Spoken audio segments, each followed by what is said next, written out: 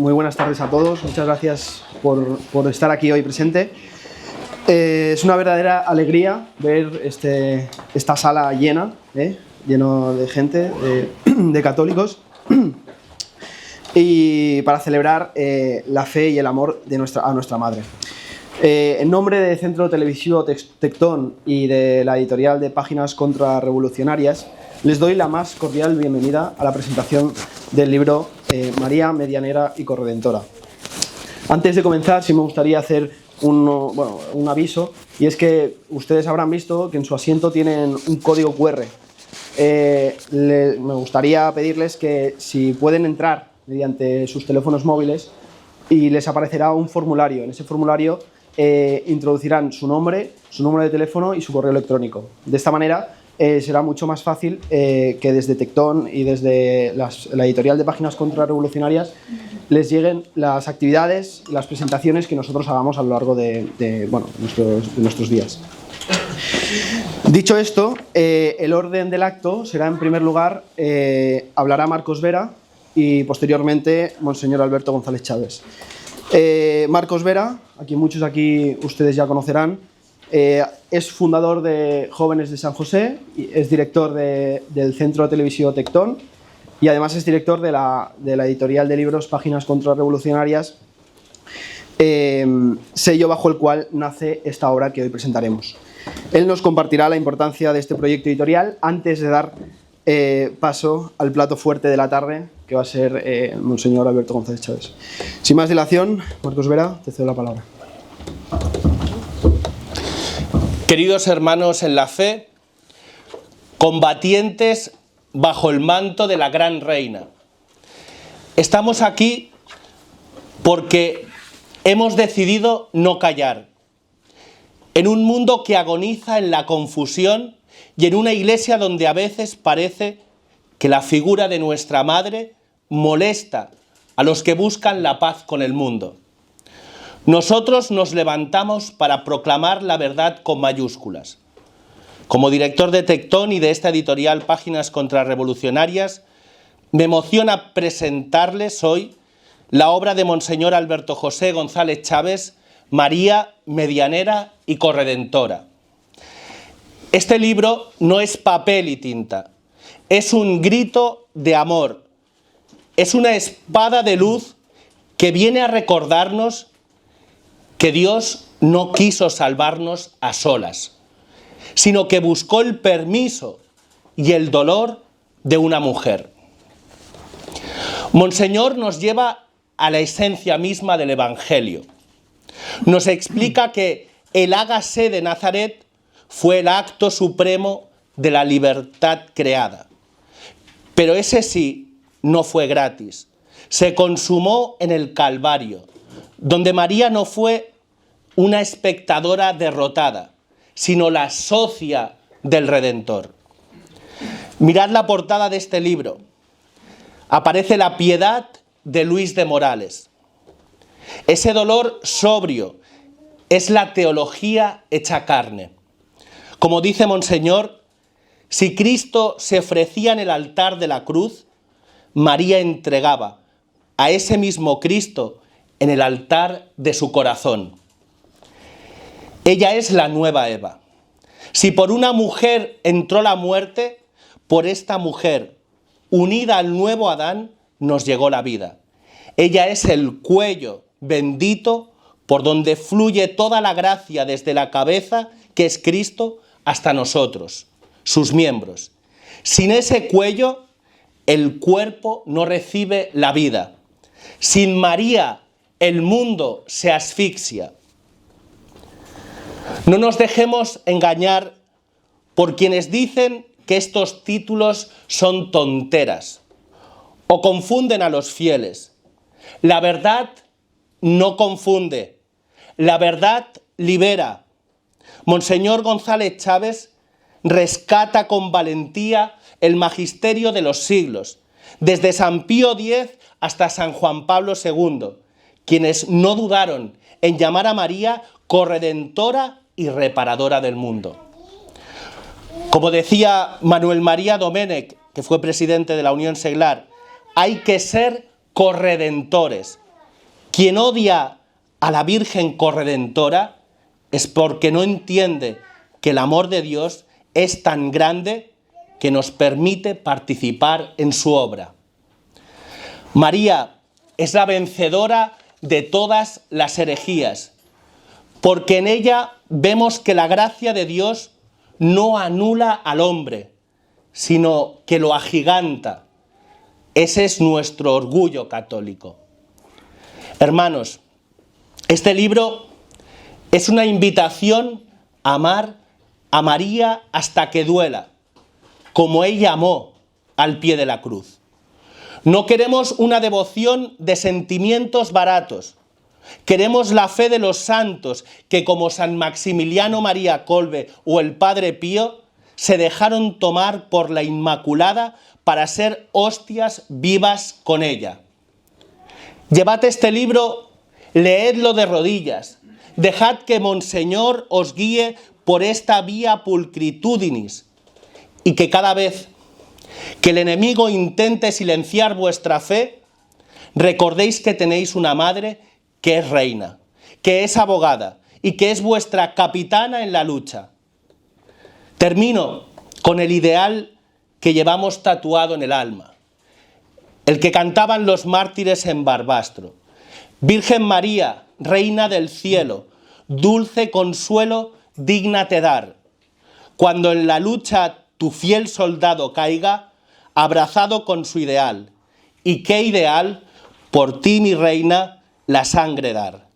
La reina vive, viva María Corredentora. Viva. ¡Viva! Después de cuando usted hable, ahora voy a hablar yo y le presento a usted, pero después que la gente pregunte. Lo que tú dispongas. Al señor. Muchas gracias, Marcos, por transmitirnos esa pasión por esta obra y la formación católica que tanto hoy necesitamos en estos tiempos. Y ahora llegamos al momento que todos estamos esperando, escuchar al autor de esta obra, el reverendísimo Monseñor Alberto González Chávez, cuya vida y ministerio han estado profundamente marcados por la fidelidad a la Iglesia y un amor entrañable a la Santísima Virgen María. Monseñor González Chávez es una figura de referencia en la teología y la espiritualidad actual. Su vasto conocimiento y su capacidad para profundizar en los misterios de nuestra fe se reflejan magisterialmente en estas páginas que hoy presentamos.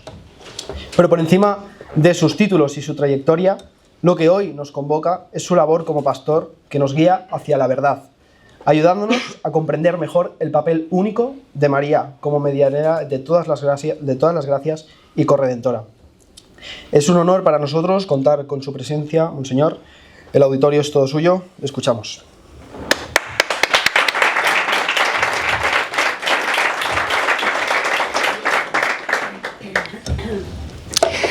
Buenas tardes a todos y muchas gracias por su presencia, por su atención y por su, iba a decir, elasticidad mental para acoger lo que estos dos dignos comensales míos acaban de decir, porque yo personalmente lo pongo un poquito en cuarentena.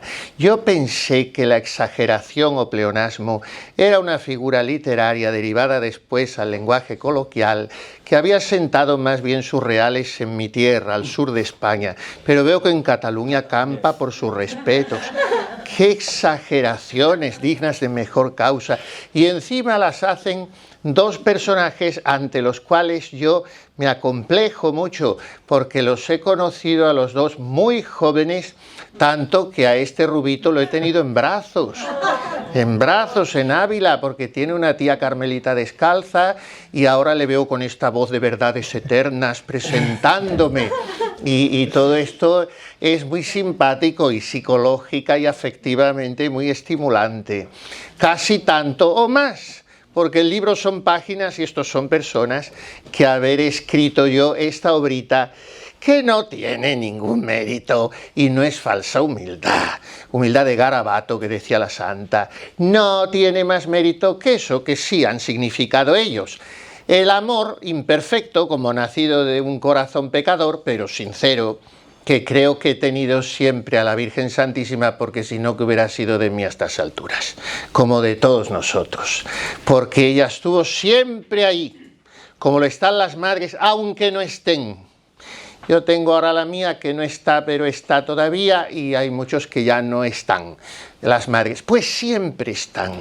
Y el otro día me decía a mí una señora, una bienaventurada, como todas las que están aquí, pero ¿a qué viene esto de que María no es corredentora? El que lo diga es porque no es madre. Es de los mejores argumentos que he escuchado yo. Quien sostenga eso no sabe lo que es ser madre, porque la madre está siempre, y está siempre sabiendo lo que pasa aunque no esté informada, y está siempre colaborando aunque no haya firmado un acta, y está siempre apoyando, y está siempre unida. Ahora, ¿la obra es del hijo? Sí, no es decir, luego figura como la autora, o ni siquiera como la coautora, si no es eso. El término co es un término latino, claro, para lo cual hace falta saber un poquitín de latín, que ahora está tan echado al arroyo, lo que es la lengua oficial de la Iglesia y la fuente de una estructura mental mínimamente lógica, que claro, ayer me hablaba un sacerdote amigo, un gran filólogo y un gran latinista. Estoy componiendo una obra y estoy disfrutando y al mismo tiempo sufriendo tanto. La titulo Summa Latinitatis, y es todo lo que los pontífices han significado y subrayado sobre la importancia del latín para la conservación de la fe como lengua muerta que no cambia y como lengua pues de la cultura, de la solidez, de la inequivocidad, Bueno, esto es para decir que la partícula co no puede ser equiparable ni es analógica a nuestro co español que acabo de decir, ¿no? Es coautor. Bueno, pues es tan autor como yo. He escrito libros en colaboración como coautor. Pero no, el co latino no es así. Es que está con él, pero no hace lo mismo que él, al mismo nivel que él. En este sentido, esta palabra, que es una palabra de momento, por el momento, no sustancial ni definitiva para nuestra fe católica, y que podría incluso ser no comprendida del todo, no aceptada. Ahora, ya repugna mucho a una sana razonabilidad el hecho de que sea impugnada como siempre inapropiada. Son dos cosas distintas. Yo puedo estar más o menos de acuerdo cómo era la postura por su itinerario teológico, biográfico, etcétera, de Ratzinger, y que en un voto particular en la Congregación de la Fe dice, no parece maduro el empleo, ad intra. De aquí a señalar con este gesto un poco sorpresivo, ¿no? Este pronunciamiento inesperado, para muchos también gratuito, es siempre inapropiado. Bueno, pero ¿por qué? Si no se está atentando contra ninguna verdad mayor o menor de la fe, en el sentido de que Cristo es el único mediador. Esto está dicho en toda la Sagrada Escritura, San Pablo, los Hebreos, y por tanto nada añade nadie a la redención y a la mediación del sumo y eterno sacerdote que es Jesucristo. Y sin embargo, de no añadir nada a esa obra redentora completamente perfecta, acabada, infinita, inmejorable, sin embargo de eso todos estamos llamados a completarla. A ver cómo es este misterio y quién me compra esta novela, que diría un castizo. Bueno, pues es muy sencillo, porque lo dice San Pablo en una cita llamativamente no traída en esa nota que ha provocado in obliquo este libro, porque del libro se refiere a la nota, pues no sé si tiene, vamos a decirlo en términos redondos trinitarios, 333 páginas, pues no sé si unas 20 le dedico a la nota, Pero lo demás, digo, hablar de la Virgen en positivo.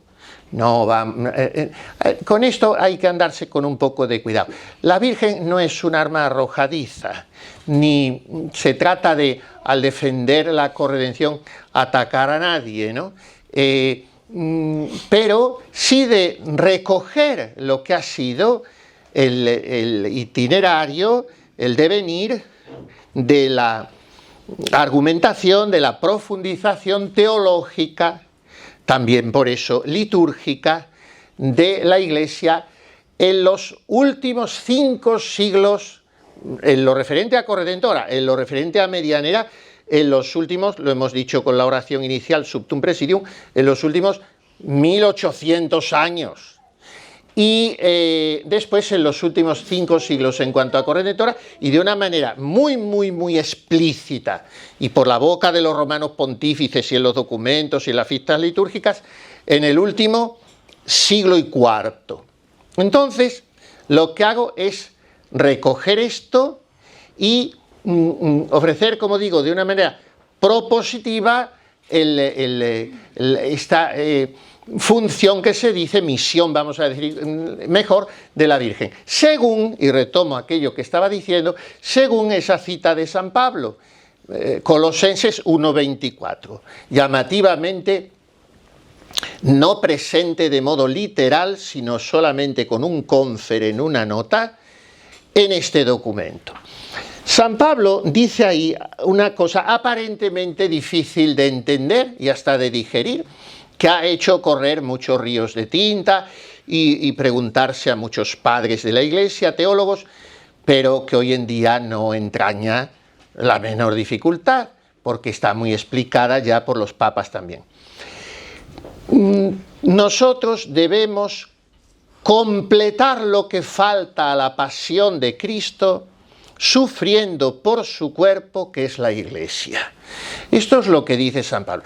Claro, cuando uno lo lee, yo me recuerdo en mi adolescencia, cuando empecé a leer la Sagrada Escritura, y me chocaba, como aquella otra expresión fortísima de San Pablo, que las tiene tremendas.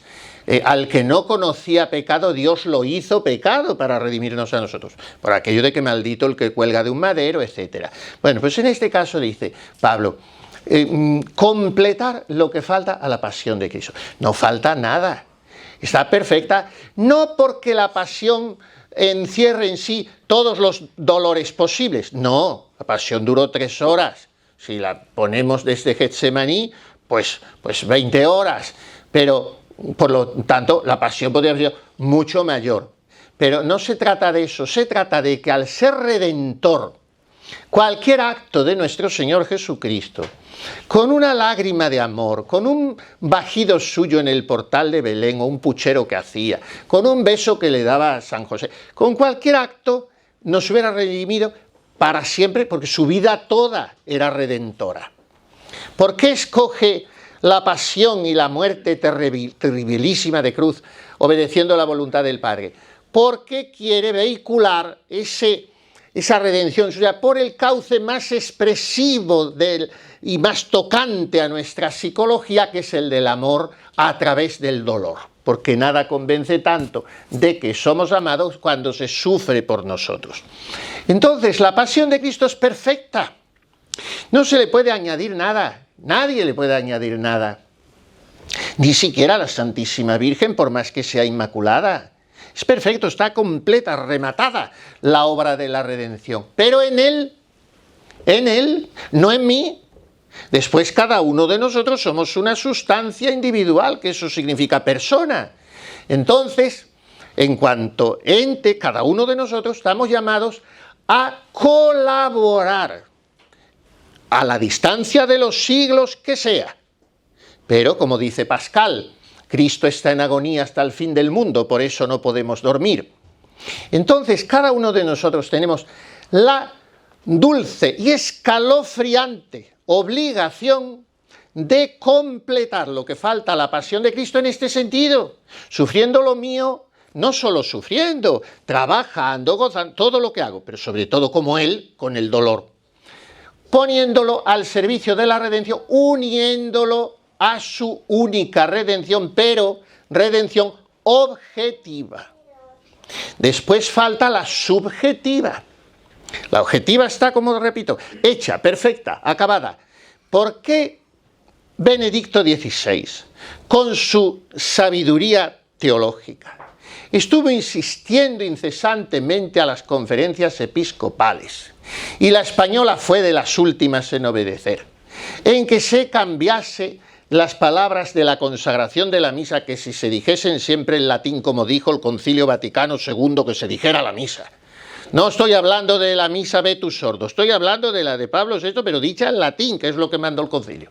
Bueno, no había todavía cambiado la misa, pero se dijo que el canon es latín. Bueno, si se dice en latín, no hay problema, porque no se cambia, ya estaba. Pero se pasaron a las lenguas vernáculas y en España se empezó a decir, es el cáliz de la nueva alianza que se derrama por vosotros y por todos los hombres.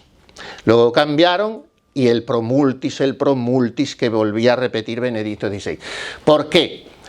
Él adjuntó un documento finísimo, como todo lo suyo, que eran unas cartitas de 2 folios o 1,5 folios, con eso sustanciaba las cuestiones, porque el que es sabio no necesita tantas palabras, los que somos tontos hablamos y hablamos como papagayos, pero el sabio lo sabe resumir y sintetizar.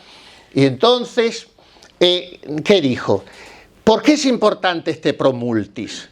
Porque Cristo efectivamente murió por todos, derramó su sangre por todos, objetivamente hablando. Después la realidad triste, desgraciadísima, es que subjetivamente cada uno, haciendo uso voluntario y responsable de su libertad, se apropia el valor de esa sangre, que es infinito objetivamente, pero que es limitado subjetivamente. ¿Qué quiere decir esto? Pues lo que sabemos porque lo avisa nuestro Señor en el Evangelio 72 veces, y porque la Virgen lo ha repetido. Yo no soy muy amigo de revelaciones privadas, por supuesto, pero venga, a Fátima hay que atender. Entonces, hay muchas almas que van al infierno por no haber quien ruegue y se sacrifique por ellas. Revelación de la Virgen en Fátima, en los Baliños, cuando le dicen a los niños que no pueden ir, los captura el alcalde y que no pueden ir el día 13 de agosto, total, que se pasa el 19 en los Baliños, y allí, inesperadamente, mira la Virgen, les dice aquello. Muchas almas van al infierno. ¿Por qué? Porque no se apropian voluntariamente la redención objetiva, convirtiéndola en subjetiva, haciendo que ese promultis se convierta en prouniversis. Porque promultis es una expresión hebraica, judía, que significa esta sangre que se derrama por vosotros, y no por muchos tampoco, como decimos, sino por los muchos. Son expresiones judías intraducibles para nosotros, como lo que pasa que ya nos hemos acostumbrado. In secula seculorum, por los siglos de los siglos. Una expresión judía. Cuando el judío quiere enfatizar, dice, Dios está en los cielos y en los cielos de los cielos. Bueno, pues esto es lo mismo, los siglos de los siglos. El promultis igual. Una sangre que se derrama por los muchos. O sea, por la multitud que deseablemente debe ser la totalidad. Ese sería el sentido filológico de la expresión hebrea. Bueno, pero ¿qué pasa? Que no es pro universis, es pro multis. Y aquí está el drama. Y entonces, muchas almas van al infierno por no haber quien ruegue y se sacrifique por ellas. Muchas almas no tienen quien, colaborando a completar lo que falta a la pasión de Cristo, haga que a esas almas llegue el precio infinito, pero subjetivamente limitado en su aplicación, de la sangre de Cristo. Aquí está toda la doctrina de la corredención. Y no estoy hablando de la Virgen de manera explícita y de modo consciente. ¿Por qué? Porque para entender que María es corredentora, primero tengo que entender que lo soy yo. Si no, no lo puedo entender. Porque María es una criatura como yo, la más excelsa, la más santa, inmaculada. No es una chica normal, como hemos tenido que oír estos últimos tiempos. No, eso no. Normal, ¿cómo va a ser virgen y madre, inmaculada? No, pero tampoco es diosa. Entonces, María es corredentora en el sentido más sublime que cabe pensar, en cuanto Madre de Dios, no por haber estado al pie de la cruz, que también es una equivocación dolorista, ese enfoque de la corredención. María no es fundamentalmente corredentora porque haya sufrido con Cristo al pie de la cruz. Ahí lo es de una manera más evidente, más plástica, más visible, más rotunda psicológicamente y más asombrosa afectivamente, sí. Pero lo que hace a María corredentora no son sus 7 espadas, es su fiat en Nazaret. Cuando el ángel, nombre de Dios, viene a pedirle su colaboración libre, y aquí está el mentís al luteranismo, y por eso estorba un poco el título de corredentora por una mala inteligencia del ecumenismo. Porque claro, esa colaboración libre, voluntaria, el protestantismo la pone entre paréntesis porque como estamos ya todos salvados, por otra mala inteligencia de la redención, que siempre es objetiva, pues claro, hay que partir de ahí, y hay que tener unas bases dogmáticas. Bueno, pues, ¿por qué es María corredentora? Porque se ha unido, no de una manera ontológica, como digo, porque eso la haría diosa y no lo es, pero de una manera moral, psicológica, tan honda porque tiene una vinculación maternal intransferible, y esa maternidad suya resulta que no es una maternidad humana, que si el Concilio de Éfeso nos ha dicho que es maternidad divina y que María es Madre de Dios, toda la vibración de la acción divina del Hijo de Dios la participa María sin ser, repito, una cuarta persona de la Santísima Trinidad. Vamos a dejar las cosas en su sitio. No vamos a caer en maximalismos que tan flaco servicio le hacen a la mariología como los reduccionismos. Hay que poner las cosas en su lugar y saber un poquito, como digo, de teología y un poquito de latín, y si no se sabe latín y teología no importa, vamos a saber un poquito de catecismo, pero es que hoy no se sabe ni eso. Bueno, pues fiat mihi secundum verbum tuum, aquí está la esclava de hágase, ese hágase encierra todo, y ese hágase es un consentimiento voluntario de María a la redención, uniéndose ella supeditada, subordinada, dependientemente a la obra redentora de su Hijo. Esto, en cuanto a corredentora, he dado 3 pinceladas. Ese versículo de los Colosenses 1:24 hay que leerlo completado por otra cita soberana que tampoco trae la nota Mater Populi Fidelis. Nota con la que estoy de acuerdo en el 98%, Mucho cuidado. No voy a decir que este señor ni que el otro señor, no, hay que ser equilibrado. Estoy de acuerdo. Una nota bonita, muy bien, habla de la Virgen, cosas que ya sabíamos, repetir lo mismo porque ya está dicho, pero bueno, todo lo que sea de la Virgen, de María nunquam satis. Esa nota tiene un puntito que dice, es siempre inapropiado, en una nota de un cierto rango, magisterio auténtico, pero que no es infalible, siempre inapropiado. Esto, y entonces, bueno, vamos a ver cómo lo razonan. No perdamos la cabeza, vamos fríamente a analizar, vamos a ver las notas, como yo estoy haciendo con todo esto. Bueno, lo razona con el Concilio Vaticano II, bueno, no está mal, porque el concilio no me tiene por qué gustar entero, tampoco lo tengo que sacralizar, como si hubiera antes y un después en la Iglesia con el concilio, y no me aporta especialmente nada porque es el único de los 21 que es meramente pastoral, no es dogmático, pero es concilio, ecuménico, y yo lo acepto como es natural. Bueno, pues si cita el concilio, vamos al concilio. Anda, pues cita Lumen Gentium capítulo 8, que es el dedicado a la Virgen, cuando los padres debatieron si se le dedicaba un documento propio, y eso eran más bien los que no venían del Rin, los que venían del Tíber, y eran los españoles, los italianos, en fin, un poquito más, simplificando muchísimo las cosas, un poquito más de conservadores o de derechas.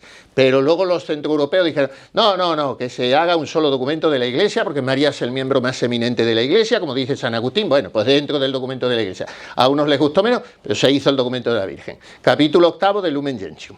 Muy bonito, precioso y muy bien armado teológicamente. En el cual se dice que María es medianera.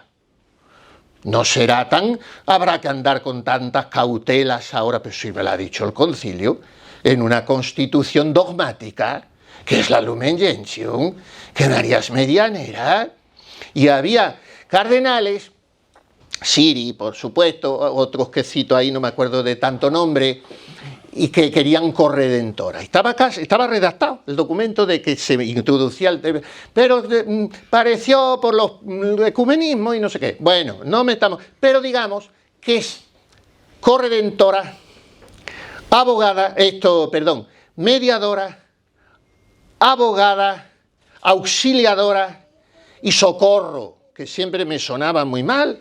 Socorro, bueno, pero luego he ido a mirarlo, como he estudiado todos los documentos del concilio en latín, y en el latín dice adjutrix, mucho cuidado, ayudadora, que es mucho más rico que socorro.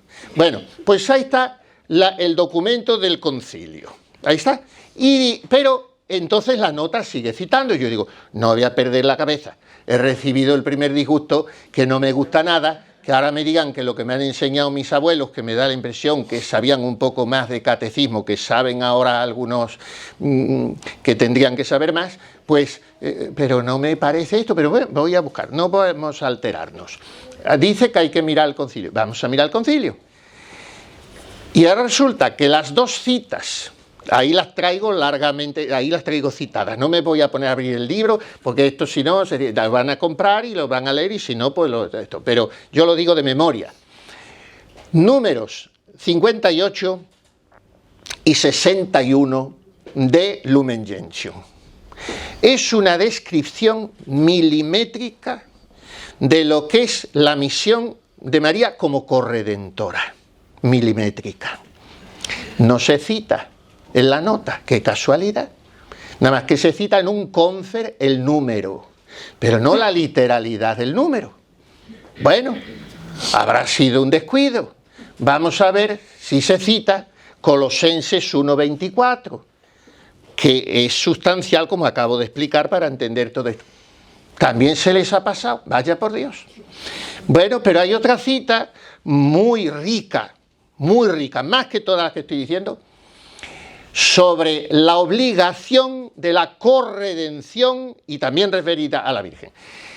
Salvifici Doloris 24, de Juan Pablo II, una exhortación apostólica formidable sobre el sentido salvífico del dolor, del ofrecimiento del dolor. Tampoco se cita Salvifici Doloris 24.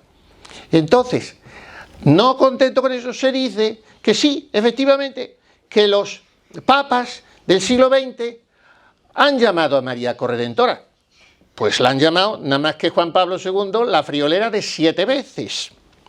Después el primero que lo dijo de manera paladina a un grupo de peregrinos del Año Santo de 1933 fue Pío XI, y después Pío X antes y Pío XII después lo dicen con ciertos circunloquios, pero dicen, por ejemplo, socia in divini redentoris opera.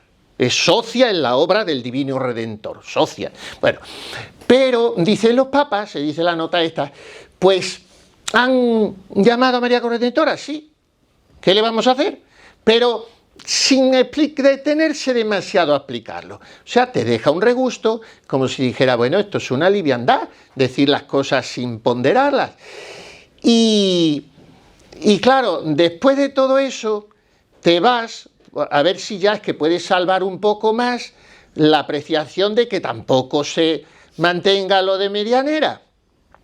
Y claro, te das cuenta de que en los años 20, no sé si fue 20 o 21, a propuesta del episcopado belga, figúrense lo que eran entonces esos episcopados, con el cardenal Mercier, ahora en todo eso está la fe arruinada, pero solicitan del Papa Benedicto XV la instauración de la fiesta, primero solo para Bélgica, después se extiende a la Iglesia Universal, de María, Omnium Gratiarum Mediatrix, medianera universal de todas las gracias. Bueno, pero era antes del concilio. Todo lo de antes del concilio tiene que ser revisado porque adolecía de una formación teológica escolástica decadente, y menos mal que vino la Nouvelle Théologie, que todo fue bien. Bueno, era antes del concilio. Pero vamos a ver si es que en el año 85 los misales que tenemos de Beata María Virgine, aprobados por San Juan Pablo II, introducen la misa de María Medianera de las Gracias. Entonces yo no me habría animado a escribir este libro, que no es un libro de contestación ni de polémica, ni siquiera de apologética, porque no creo que la Virgen necesite ser defendida, ella que es la celestial vencedora de todas las batallas de Dios y que es la que ha vencido todas las herejías y la que nos salvará en medio de este mare magnum caótico y satánico en el que estamos. La Virgen no necesita ser defendida, pero necesita ser amada y ser razonada con cierta inteligencia, también la mariología, ¿no? Entonces, ¿por qué escribo libros? Primero, parece que era como que ella me lo pedí, no sé, un acto de amor a ella, pero porque encuentro que se puede de manera desapasionada, equilibrada y con un sentimiento, por supuesto, indiscutible, inalterable, de filiación eclesial y de espíritu de obediencia, pero de obediencia dialogada en este camino sinodal en el que estamos, en que todos expresamos nuestras posturas, porque es bonito el sínodo y el hacer camino. Bueno, pues ¿por qué? Porque yo encuentro que analizando, arrancando, como hago ahí, desde la Sagrada Escritura, ya hay cosas escritas de esto. Yo no me voy a adornar que yo he venido a descubrir el Pacífico. Hay obras mucho mejores que las mías, porque obras de mariología, de mariología defendiendo la corredención. Pues yo he puesto ahí, no sé si son 20 páginas o 15, un disparate de bibliografía. No todas de manera directa, explícita sobre la corredención, pero muchas de los títulos que pongo al final, españoles, italianos, franceses, comprenderán que no me los he leído todos, pero los he saludado todos, sé de lo que tratan. Entonces, ¿por qué? Porque hay muchísimas obras, llevamos siglo y medio con este tema, demostradísimo, basándose en el magisterio que iba apareciendo simultáneamente. Está la Sagrada Escritura, está el despertar de la Iglesia en los primeros siglos, desde la declaración de Theotokos en el concilio de Éfeso, y luego los 4 dogmas de la Virgen, la maternidad divina en Éfeso, la virginidad perpetua, que está menos claro en qué concilios, pero fue al principio también el de Lyon y algún otro, y después en el 1854 la proclamación de la Inmaculada Concepción. Lo mismo la Inmaculada Concepción que Madre de Dios necesitaron discusiones, debates teológicos, ponerse de acuerdo. Era una cuestión disputada, que se decía entonces, una cuestión de escuela. Bueno, hizo falta mucha argumentación, mucha profundización, y aquí se nos dice que es que para los títulos de medianera y corredentora hace falta mucha reflexión y no son tan fáciles de entender. Por un lado se nos dice eso, por otro lado se llega a decir que María nunca los reclamó para sí, como si hubiera reclamado el de Inmaculada o el de Asunta al cielo, pero sobre todo es que resulta que son difíciles de entender, pero si esos anteriores fueron mucho más, hasta que ya el sensus fidelium, como un río de agua clara, desembocó ya en el mar del magisterio que la acogió. Quiero decir que yo he encontrado, metodológicamente hablando, yo no juzgo intenciones, ni voy a decir que esto es el acabose contra la Virgen, no. Vamos a no despeinarnos, porque lo último que hay que hacer es perder el continente. Pero he encontrado, claro, tales desajustes y chirridos, metodológicamente hablando, o sea, con un método lógico, que después de haber consultado a algunos teólogos de mucha nota, y tengo en la cabeza un teólogo dogmático y un teólogo mariólogo con muchas publicaciones muy reconocidas, y me daban la razón completamente. Después leo la entrevista que se le hace al padre Salvatore Perrella, preside del Pontificio Instituto Marianum de Roma, fusilando la nota, diciendo, lo dice él, yo no lo digo, que era un producto francisquista, que aquello no se sostenía en nada y por nada, que yo no he querido nunca el título de corredentora, pero estoy en contra de esa nota. Claro, yo digo, aquí hay un equilibrio grande, porque no está hablando la pasión, está hablando un hombre muy reconocido por Benedicto XVI, amigo personal suyo, por un Benedicto que tampoco estaba de acuerdo con el título de corredentora, cosa que yo respeto enormemente, porque como digo, no pertenece al depósito de la fe, de momento. Pero, repito, todo eso es una cosa, y el otro, señalar con el dedo y anatematizar, siempre inapropiado. Entonces, mis abuelas fueron siempre inapropiadas. Santa Teresa de Calcuta, que escribió a Juan Pablo II, por favor, el día que vuestra santidad promulgue el dogma de María Corredentora, yo no pido ese dogma, ¿eh? Como digo, yo creo que estoy mucho más frío de lo que parece con este libro, pero mi frialdad no es cobardía, ni es negación de principios lógicos. Pero entonces tuvo siempre inapropiada Teresa de Calcuta, que dijo, el día que vuestra santidad proclame el dogma de la mediación universal y la corredención de María, vendrán gracias increíbles sobre la Iglesia. Fue siempre inapropiado San José María Escrivá cuando decía al quien quería oírle, con razón los romanos pontífices la han llamado siempre corredentora. Fueron siempre inapropiados los Píos de Pieltrechina, los Colbes, los Griñón de Montfort, las Gemas Galgani, los Alonsos de Orozco, los que quieran. Y no le digo los Ligorios, y los Canisios, y los Brindis, y los Belarminos. Ahora todos inapropiados. Qué raro, ¿no? Entonces, todo eso es lo que me hace estudiar un poco y presentar en positivo, que como digo, yo no estoy aquí contestando ni menos atacando. Me decía ayer un sacerdote joven, amigo, muy buen chico, que de aquí, y va a venir, pero no ataque usted a la Congregación para la Doctrina de la Fe. Dije, mira, primero que ya no es congregación, que ahora se llaman dicasterios, eso para empezar. Segundo, que yo, el atacar me ha parecido siempre una cosa poco elegante, a no ser que ya tengas que defenderte la guerra justa. Bueno, pero tercero, que lo último que yo haría como un católico, como sacerdote, es atacar. Yo lo único que voy a hacer es algo por lo que creo que quizá desde Roma en algún momento, si hay coherencia, se me felicite.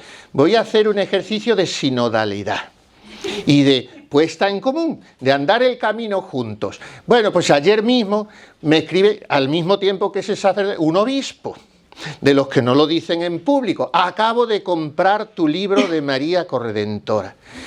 Estoy encantado, te felicito con toda mi alma porque estás en la línea de San Ildefonso de Toledo y de don Marcelo. Creo que se habría tomado más café de la cuenta, pero me dijo aquello.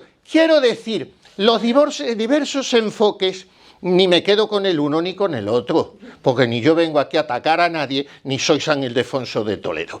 Soy un pecador que quiere mucho a la Virgen Santísima, que comprende que en este tiempo de diluvio universal que estamos atravesando, pues sigo siendo sacerdote y teniendo un poquito entre los hombros la poca cabeza que me queda, gracias a la Virgen María, medianera universal de todas las gracias, a la que le pido todo como todos ustedes cuando necesitamos algo. ¿Por qué? Pues porque, como nos ha dicho el señor Vera, es el acueducto y el cuello y todo eso que dice San Bernardo y todos los santos.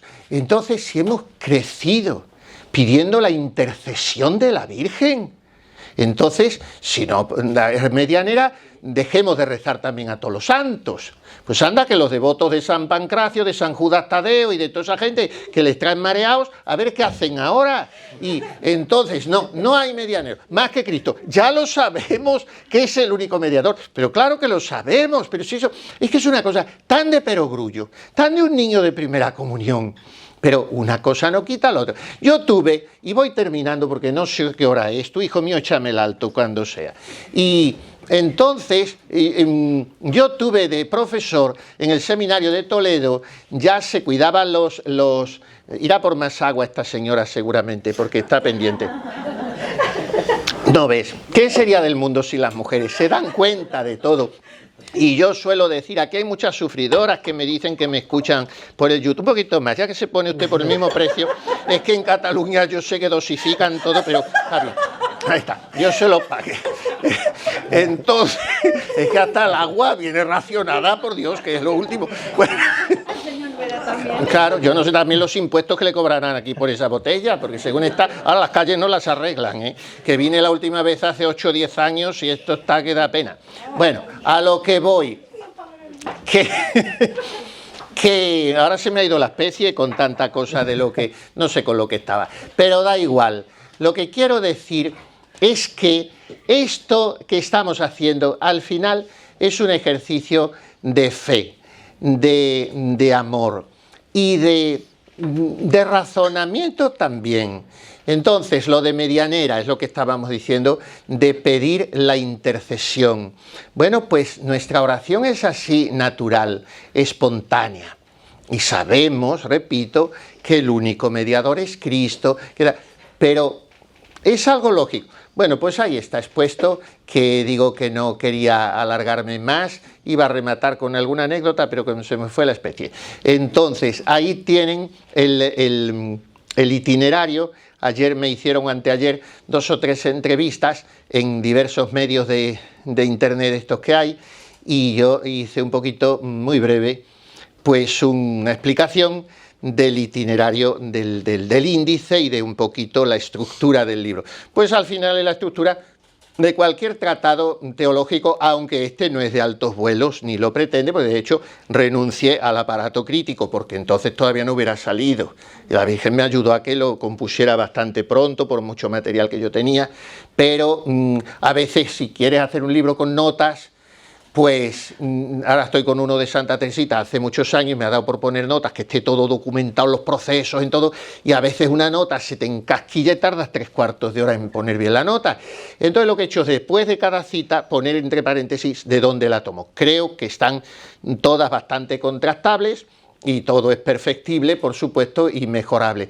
Y en la estructura es eso, pues lo de siempre: Sagrada Escritura, padres de la Iglesia y magisterio, y liturgia, y via pulcritudinis, como ha dicho Marco. O sea, cómo expresa la liturgia el sentir del pueblo, el sensus fidelium, expresión del sensus fidei, cómo expresa por el arte, por la música, por la literatura y por el culto, la manera de expresivizar, de vehicular ese culto.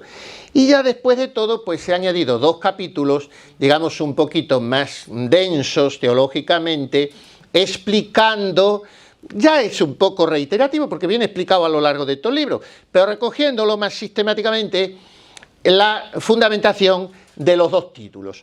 Un capítulo sobre medianera y abogada. Uno, ese título que es muy importante, que al final es un sinónimo. Si además que los traemos en la salve, y los decimos siempre en la salve. Y el otro capítulo sobre corredentora y madre espiritual, que va también unido. Y después de eso, pues antes de la bibliografía, que es amplia, como he dicho, pues un capítulo largo que me dio por hacer, un plan más capricho piadoso, digamos, pero creo que también sustenta teológicamente el tema, que es el testimonio, la experiencia de 30 santos, 30 que reverberan de una manera más o menos explícita o tácita la vivencia en ellos de la mediación y la corredención marianas. Algunos, pues digámoslo francamente, están más traídos por los pelos, como el último de todos que pongo, que es Carlito Acutis, por hacerle ese guiño. Pero bueno, un muchacho que con 15 años se muere habiendo dicho: la única mujer de mi vida, o la mujer más importante, porque él quería mucho a su madre, hay que quererla siempre, la mujer más importante de mi vida es la Virgen Santísima. Y un muchacho que estaba con el rosario, siempre con el... Pues eso es una fe en la mediación mariana, ¿no? Los hay explícitos, como acabo de citar de la Corredención, la Calcuta, Escribá, Beltrechina, Santa Gema, en fin. Y luego los hay de los primeros siglos, cuando este tema empieza a eclosionar. Los primeros siglos me refiero a partir del 15-16. Y pongo, como no podía yo dejar de hacerlo, a Santa Teresa y San Juan de la Cruz. Bueno, y me dice ese mariólogo muy notable con el que he consultado: me gusta mucho, pero ¿por qué vas a poner a San Juan de la Cruz? Eso es forzar un poco las cosas. Digo, pues sí, seguramente tiene usted razón, pero es que, ¿cómo lo voy a dejar fuera? Pero mire usted, tiene un romance, San Juan de la Cruz, que lo compuso en la cárcel de Toledo, sin luz, sin nada, porque aquello fueron 9 meses de martirio terrible, que no cabía bien con cuán chico era, dice Santa Teresa escribiéndole a Felipe II, que lo saquen de ahí, que ni entre moros los tratarían igual, que no cabía con cuán chico era, que medía 1,5 metros, fraile y medio, decía Santa Teresa. Bueno, entonces allí, y se puso a escribir los romances de la Encarnación y de la Trinidad, y dice el romance de la Encarnación: entonces llamó a un arcángel que San Gabriel se decía, y enviólo a una doncella que se llamaba María, de cuyo consentimiento el misterio se hacía. Yo puse el título anteayer para esas entrevistas: el fiat que sostiene el mundo. Vamos a ver, al final no deja de ser una licencia poética, una figura literaria, pero tiene apoyatura teológica. Sostiene el mundo la voluntad de Dios, lo que llaman los teólogos la creación continua o la conservación. Sin ella quedaríamos pulverizados ipso facto. O sea, el que sostiene el mundo es Dios.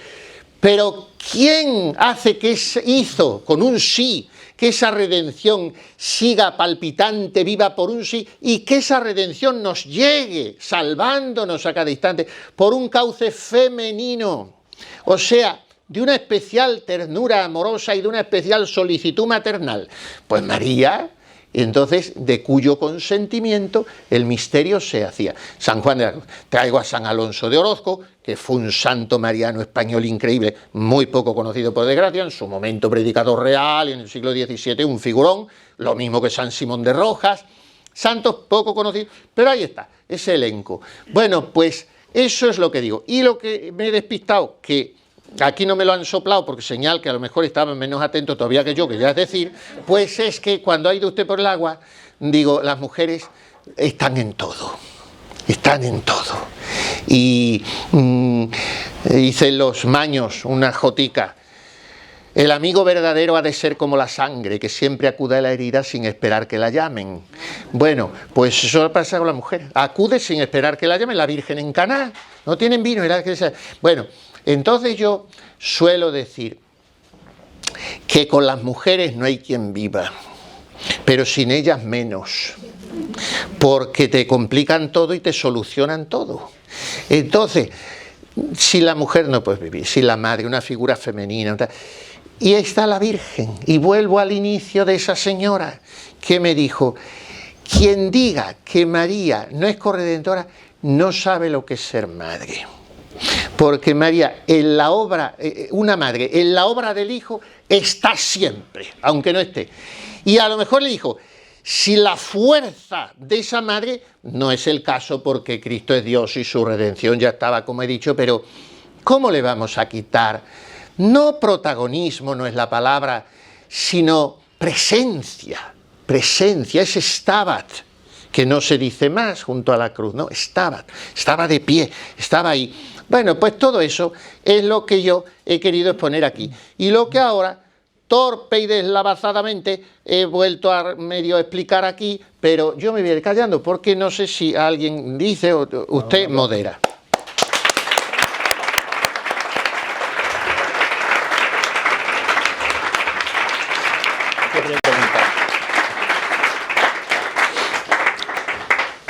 Bueno, muchas gracias, monseñor, por la explicación tan resumida y a la vez completa.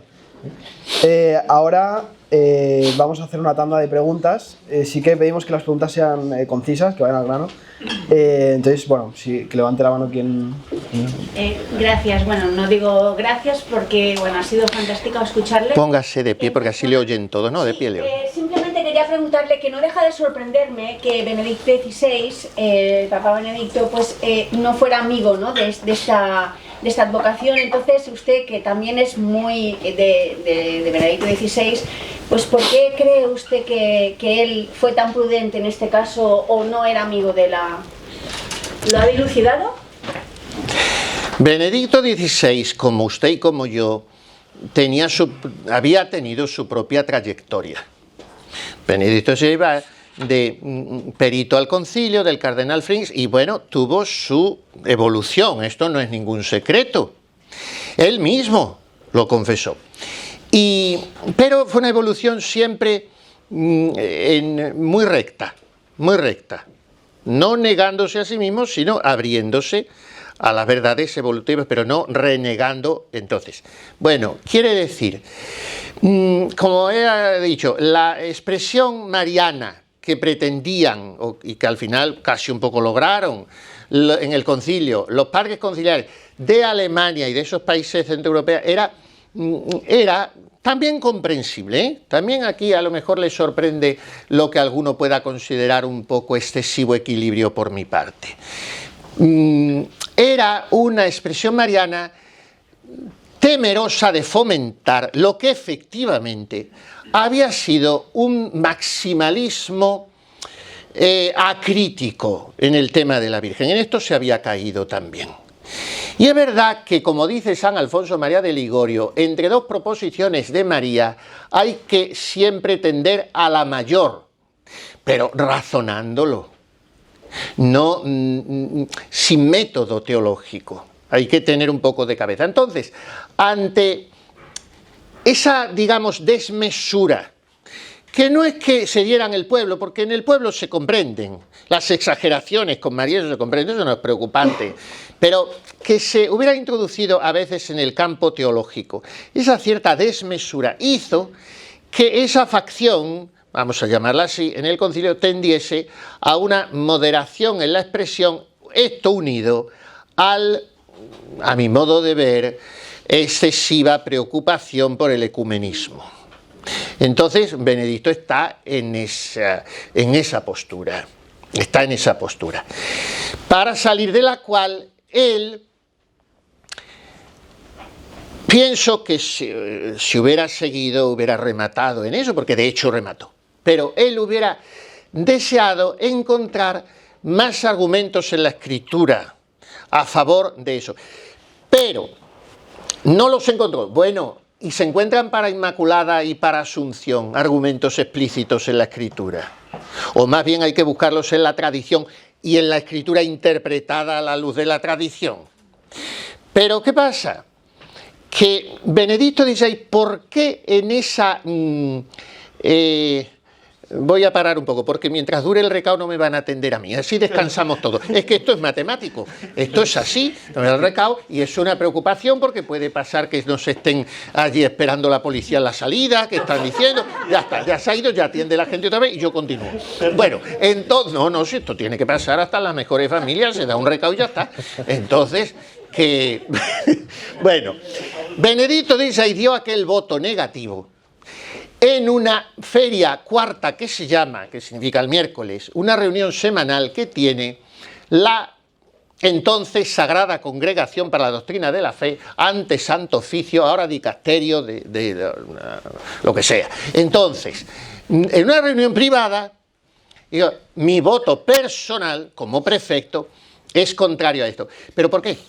Porque había un movimiento fortísimo, de miles y miles de personas, muchísimas miles de personas, sobre todo en Estados Unidos, capitaneado por Miravalle, que aún creo que vive, y publicó cosas interesantes y bien razonado, no un exaltado visionario, no, urgiendo a Roma la proclamación del dogma del doble dogma, de la mediación y la corredención. Y esto Benedicto no lo veía como dogma. Como dogma. Mucho cuidado, ¿eh? Vamos a poner las cosas en su sitio. Y ahora esta nota dice que es que ante las múltiples solicitudes del dogma... Bueno, no vamos a decir que esto era como los años 90. Las múltiples solicitudes, bueno, me las creeré hasta que se desmonten esas estadísticas, como Diane Montagne desmontó las estadísticas de las múltiples negaciones de la misa tradicional por los obispos del mundo entero, que se demostró que era una mentira, como una casa. Entonces, esto otro, las múltiples solicitudes, yo no sé de dónde salen hoy, en el año 2025, que fue esto, pero Benedicto fue en ese sentido, de que no apoyaba con su voto un dogma, cosa que me parece respetabilísima. Pero de ahí dista mucho a decir es siempre inapropiado el empleo de ese título. Y ahora va este señor Fernández, que es el que firma esa nota, a dar una presentación de otra nota que sacaron sobre el matrimonio, tal, para compensar lo de la fiducia, en fin, esto no tiene compensación posible, que se llama Una Caro. Una Caro. Va en un sitio como este, aquí a presentar la nota, esa Una Caro, y le espera en la puerta la Diane Montagne, que es una periodista joven estupenda, que va a misa todos los domingos en Roma, a la Trinità dei Pellegrini, donde está la misa tradicional en Roma, una italoamericana más lista que una ardilla, como son la gente de por ahí, sin hacer de menos a los catalanes, y entonces le dice, oiga, eminencia, esta nota que acaba usted de sacar, que dice que es siempre inapropiado, y luego en otras versiones era siempre inoportuno, dependía de las lenguas. Esta nota, ¿esto qué pasa? No pasa nada. Eso se puede seguir diciendo. Lo que hemos querido decir es que en el ámbito de ciertos documentos oficiales, no eso, pero sí, gente lo puede... Seamos un poco serios. Seamos un poco serios, ¿no? Estos señores siempre habían procedido con algo más de pondús. No se puede con este baile de la yenca ahora permitimos que se bendiga una pareja de sodomitas, pero no se ponga usted la estola y no tarde más de 2 minutos. Es que es un poco triste todo esto. Entonces, lo de Benedicto no se puede poner a ese nivel. Benedicto era un hombre serio. Podías en cuestiones opinables, como lo es esta todavía, hasta que sea dogma, podías estar con él de acuerdo o no. Lo que no le podías era negar la lógica de su argumentación. Por alemán, por sabio y por un hombre de Dios. Y entonces no creo que sea imputable decir, es que él era contrario. Él dio su voto negativo a que aquello fuera dogma. Que a mí no me gusta, bebo un poco de agua de la que usted me trae, pero no veo que sea una tragedia tampoco.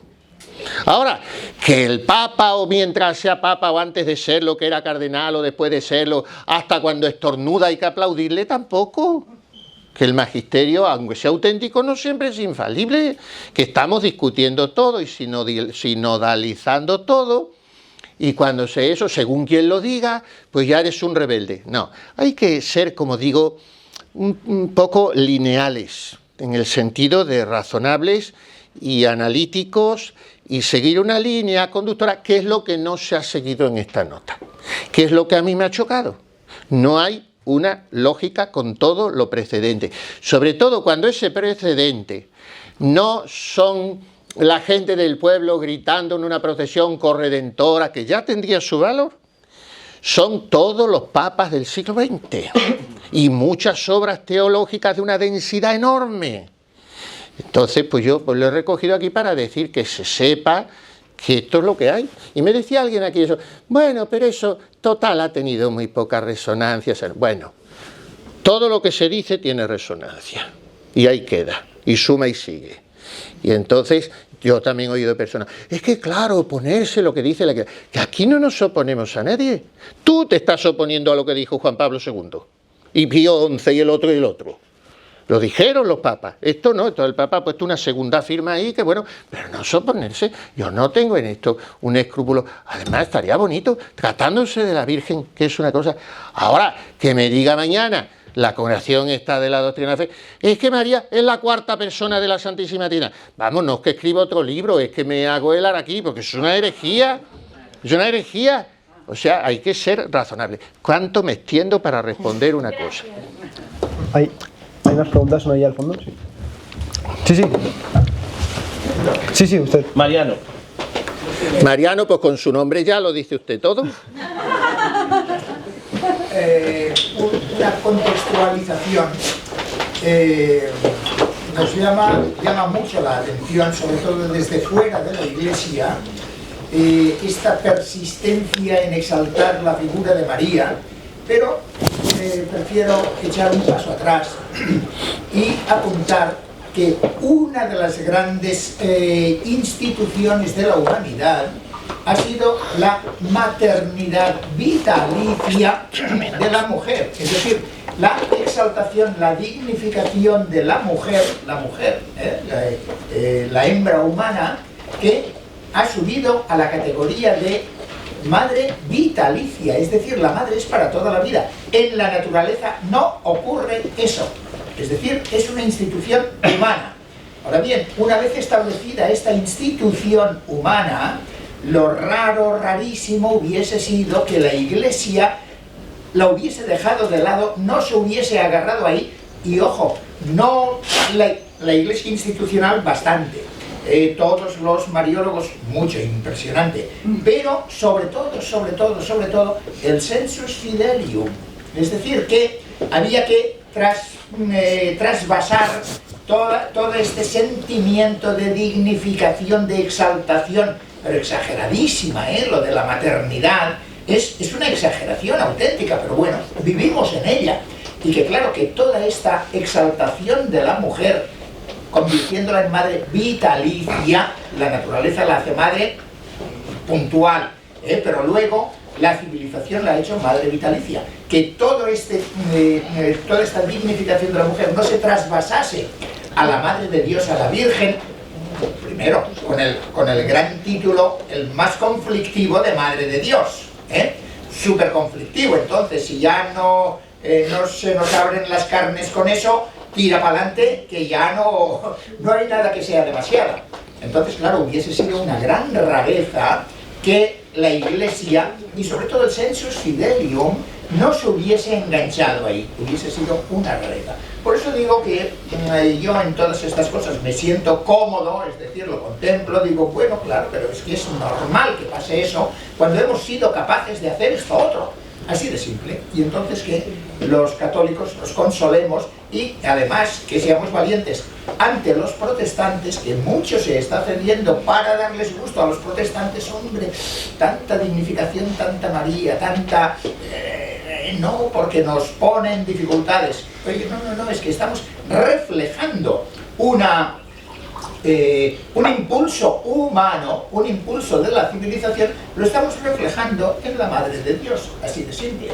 Entonces, bueno, si hay eso, seamos consecuentes y además sepamos defender lo que estamos haciendo. Nada más. Pues se olvidan ustedes, porque la mente humana no retiene todo, claro, toda la conferencia que yo he echado, y se quedan con lo que acaba de decir don Mariano, tienen suficiente para irse de aquí esta tarde. Muchas gracias. ¿Hay alguna otra pregunta? Sí. Monseñor, yo solo quería aportar a la desconexión que tuvo usted a causa del agua. En ese momento estaba hablando de que en el seminario de Toledo, creo que se iba a referir a un profesor y iba a exponer algún tipo de...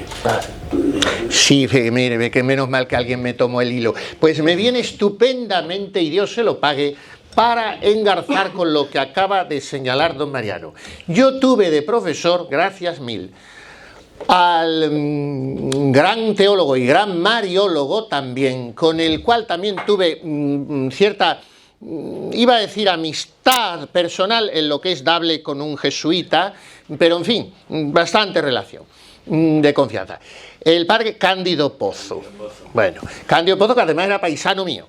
Él no hacía tanta gala como yo, pero era de Plasencia. Bueno, no era de Badajoz, pero nadie es perfecto. Pero era de Plasencia. Entonces, el padre Pozo nos daba, por voluntad de don Marcelo, el cardenal al que Barcelona despreció, cosa que yo creo que todavía está pagando esta archidiócesis, pues, por cierto, ha escrito el año pasado en colaboración con su secretario personal 2 tomazos de 1000 páginas cada uno, y ahí 200 o 300 páginas están dedicadas al pontificado de don Marcelo en Barcelona, y se cuenta la verdad de lo que fue el pontificado sangrante de don Marcelo en Barcelona, profeta al que esta ciudad tan noble, tan hermosa y tan llena de potencialidades extraordinariamente buenas apedreó. No la ciudad, pero en fin, los que le apedrearon. Bueno, total, que don Marcelo quería que hubiera buenos profesores, y nos tenía al padre Pozo. El padre Pozo nos daba clase de teología protestante. Y eran unas clases extraordinarias, porque era, cuando has tenido en la vida 60, 80 profesores, pues te acuerdas de 2 o 3 que han sido los buenos, los demás un petardo absoluto. Pero, bueno, han hecho los pobres lo que podían, demasiado, pero el arte de transmitir no lo tiene casi nadie, el de la pedagogía. El padre Pozo era un matemático, y era extraordinario, las clases preparadas al milímetro. Y nos daba unas clases de teología protestante, donde te quedaba tan claro lo que fue el error del que antes se llamaba el perverso Lutero, que ahora se le cuelgan bufandas amarillas en el Vaticano y todo eso. Entonces, todo lo sustanciaba el padre Pozo en esto, que yo introduje en una entrevista que me hizo anteayer el bueno de Navascués en una de estas info católicas. Eso. Bueno, y dije, lo de la Virgen en la Iglesia, que es lo que acaba de decir este señor también, es expresión del nervio del pensamiento católico amplio, complexivo, anchuroso, universal como católico, en contra del reduccionismo prejuicioso y enfermo, porque desde el momento en que dice que la naturaleza humana está enferma, su pensamiento está enfermo, del luteranismo. Entonces, ¿qué dice el luterano? Out, out, o libertad o gracia, o fe o escritura, o voluntad libre o voluntad que no puede hacer nada frente a la redención, o virgen o madre. ¿Qué dice el católico? Et. Y. Libertad y gracia. Escritura y tradición. Fe y libertad. El católico une. Eso es el verdadero ecumenismo. El verdadero catolicismo. Lo demás son exclusivismos reduccionistas. Entonces, eso es lo que yo quería decir, que este tema de María corredentora y medianera, cualquier tema de María, porque es que además yo he gozado mucho haciendo este libro, porque la mariología es una ciencia interdisciplinar. Tú te pones a investigar y a estudiar, y en la mariología, y tú escribes de liturgia, pues puedes dejar a la Virgen aparte, más o menos, tiene que aparecer a saludar en la fiesta. Escribes de moral, bueno, pero es que escribes de María y tiene que entrar el dogma, la escritura, la tradición, la liturgia, la teología de la gracia, la teología de las virtudes, en fin, todo, la teología fundamental, porque todo confluye al tratar de María en sus 4 dogmas, la cristología, por supuesto, la soteriología, la escatología, la asunción, la escatología intermedia, todo confluye al hablar de María, pero con esta impostación católica, que es lo que hoy se echa de menos en una iglesia tan tristemente protestantizada por unas concesiones, pues las concesiones de quien va pidiendo perdón, que son lo que vimos hoy, las concesiones de quien se deja tomar terreno al enemigo. Entonces lo católico, una cosa y otra. El católico no excluye, lo mismo que no excluye al pecador, lo que excluye es el pecado. Pero esto es lo que quería decir, aludir al padre Pozo, mariólogo de categoría, si lo ha habido en el siglo XX, discípulo de otro jesuita extraordinario, el padre José Antonio de Aldama, católico también. Rollo Marín tan mariólogo no es, vamos a decir. Rollo Marín es un hombre orquesta que toca todo que al final repite lo de Santo Tomás de Aquino, Rollo Marín. Propiamente yo soy devotísimo de Rollo Marín, yo le leo a todo y cosas que voy a consultar, pero Rollo Marín propiamente no es tan teólogo, recopila con un trabajazo ímprobo como no lo ha hecho nadie, el libro que más, yo fui a conocerlo a Atocha. Y antes que se me muriera yo fui a conocer a don Baldomero Jiménez Duque, a don el padre Lorín, a Rollo Marín, conocí a Pozo, conocí a Mendizábal. Los últimos de Filipinas los conocí todos, ya no queda nadie, pero bueno, quedan ustedes. Entonces Rollo Marín, pues me fui yo a conocerlo a Atocha. Y me acababa de sacar el último libro, que no era libro ninguno, era un referito de la perfección cristiana. Y dice, Shakespeare dijo, era muy corpulento y hablaba con una voz como quien está metido en una tinaja, y Shakespeare dijo, to be or not to be, that is the question. Y yo digo, ser o no ser santo, esta es la cuestión. Bueno, entonces Rollo Marín me contó a mí aquella vez que el libro que más dinero ha dado a la BAC, fíjese lo que ha sido la BAC, lo que ha publicado la BAC y qué categoría de cosas. Bueno, pues el libro que más dinero ha dado a la BAC y que más ediciones lleva, La teología de la perfección cristiana de Rollo Marín. Es insuperable, pero porque él dice, yo soy muy listo, yo le he oído muchas pláticas, yo soy muy listo y yo sé buscar en cada sitio lo mejor y unirlo, pero no es tanto un teólogo creativo, creativo, en el sentido de estos otros, pero Pozo y Aldama, pues han sido dos mariólogos, de una categoría extraordinaria. Pero ya digo, a Pozo no aplico esto porque me lo hubiera explicado en mariología, sino porque me lo explicó en teología protestante.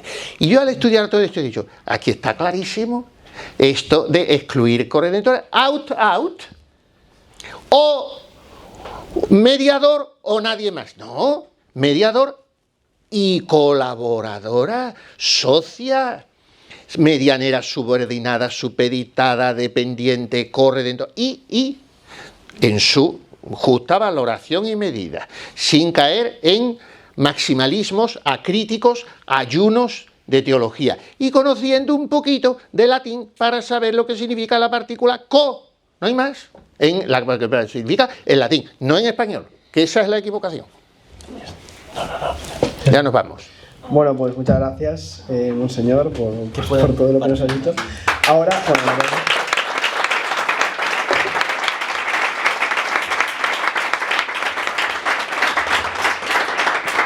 ahora el monseñor va a estar aquí para firmar libros. Si aún no lo tienen, lo pueden adquirir aquí en la entrada, así que bueno, y para hacerse fotos. Si quieren hacerse alguna foto también está disponible. Muchas gracias. Bueno, yo tengo que terminar diciendo que aquí don Marcos Vera hace una labor espléndida. Está la que se ve y luego la que no se ve con los pobres, porque es también de la iglesia en salida.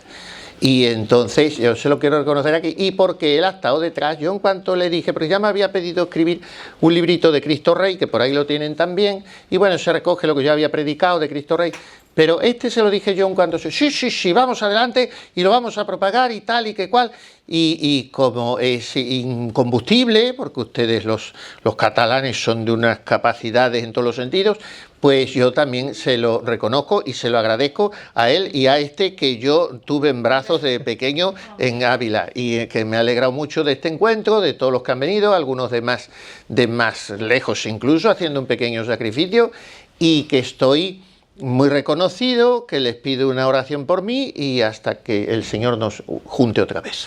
Muchas gracias.